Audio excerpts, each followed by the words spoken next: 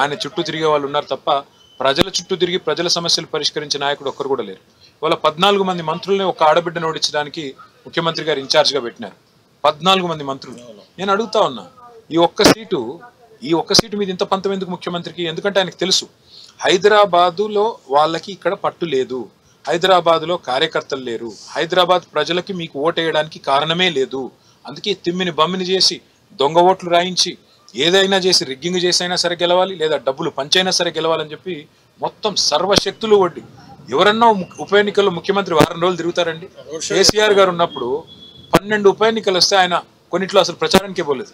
దుబ్బాకలో, హుజూరాబాద్ లో ప్రచారానికే పోలేదు. మిగతా చోట్ల వస్తే కూడా ఒక గంట సేపు ప్రచారం చేసి వెళ్ళిపోయారు. ఈయన కాళ్ళకి బల్పం కట్టుకుని తిరుగుతున్నాడు.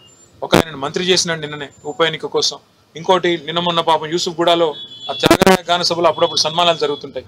ఎవరి షాలో వాళ్ళే తెచ్చుకొని, ఎవరి దండ వాళ్ళే తెచ్చుకొని, ఎవరి చప్పట్లు కొట్టేటోళ్ళం కూడా వాళ్ళే తెచ్చుకొని అన్నట్టుగా మొత్తం ఆర్కెస్ట్రేటెడ్ డ్రామా. అంటే ఈ రకంగా ఎంత దిగజారిపోయి ముఖ్యమంత్రి తనలాడుతున్నాడు అంటే, కుల సంఘాల మీటింగ్లు పెడుతున్నారు అంటే, ఇంత దిగజారిపోయి ముఖ్యమంత్రి గారు ప్రవర్తిస్తున్నారంటేనే దాన్ని బట్టి మనం అర్థం చేసుకోవచ్చు కాంగ్రెస్ ఓడిపోతోంది అనే రిపోర్ట్ ఆయనకు కూడా ఉంది. కాబట్టి కొత్తగా మంత్రులు, కొత్తగా పదవులు, కొత్తగా ఈ డ్రామాలు ఇవన్నీ ఇన్ని చేసినా జూబ్లీ హిల్స్ లో కాంగ్రెస్ ఓటమి తప్పదు.